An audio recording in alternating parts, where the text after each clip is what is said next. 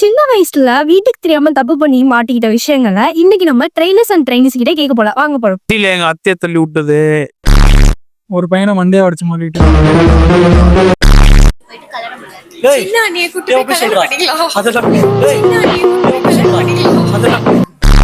என் தம்பி ஆசையா ஒரு மீன் வளர்த்துட்டு இருந்தான். என்ன பண்ண அது நல்லா இருக்குன்னு சொல்லிட்டு நானும் என் ஃப்ரெண்ட்ஸை சேர்த்து திருடி சமைச்சு சாப்பிட்டோம். வீட்டுல சின்ன வயசுல தப்பு பண்ணி மாட்டிட்டீங்க. டீச்சர் வந்து என்ன பண்ணாங்கன்னா எங்க அப்பாவை கூப்பிட்டு உங்க புள்ள என்ன எழுதிருக்கான் பாருங்க, கொஸ்டினே 10 தடவை ஆன்சர் எழுதி வச்சிருக்கான் அப்படின்னு சொல்லி